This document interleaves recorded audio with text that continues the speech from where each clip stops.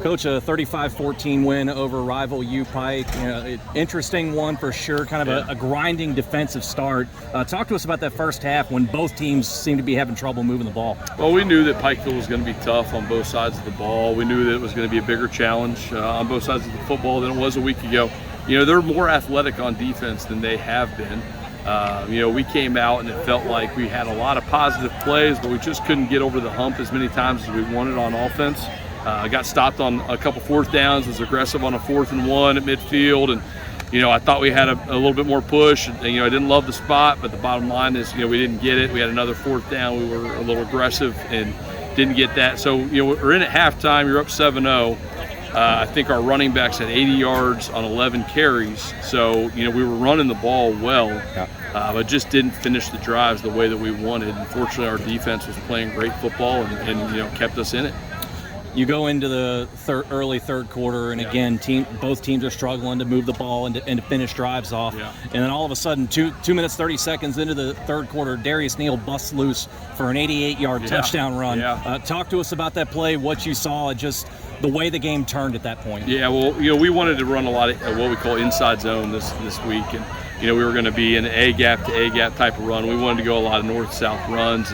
We do a lot of different things formation-wise with that and try to break tendencies.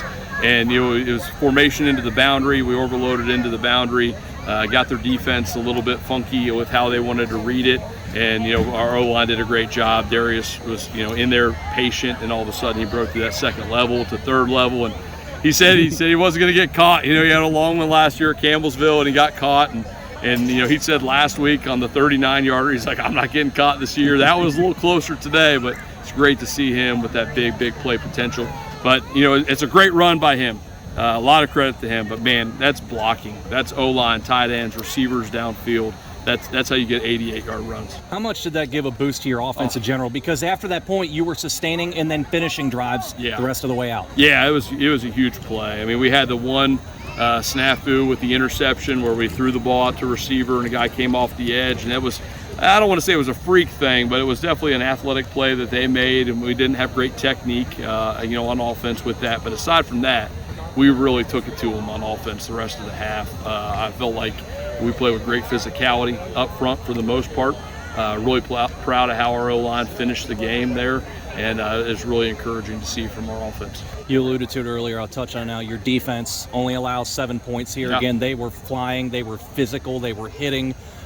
It's always a hyped rivalry, Georgetown and Pikeville. Did you get the sense there was a little extra juice from your defense, and what did you make of their performance overall? Oh, I think our defense is well prepared nearly every week, regardless of the opponent.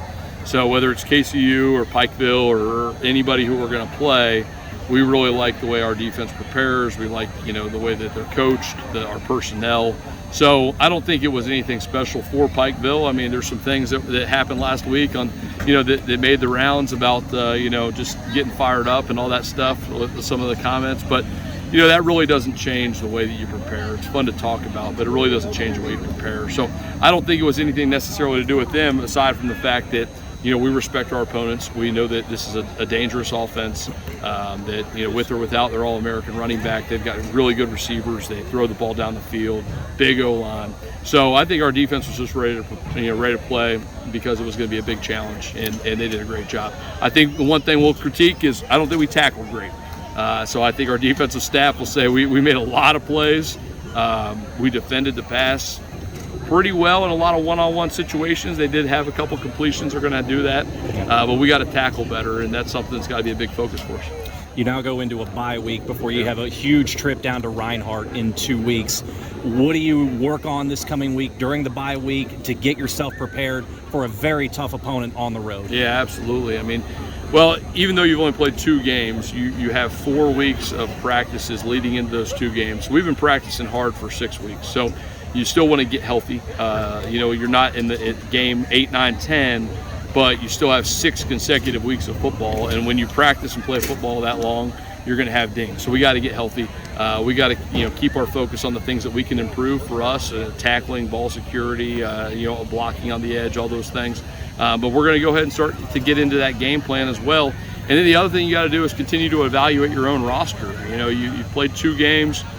You've had these depth charts that are somewhat set up there, but we got guys that are still getting better in those 3s, 4s, 5s group, and we want to let them keep improving and competing as well. So there's a lot of things on that checklist for this week, but we're glad to do it coming off 1-0.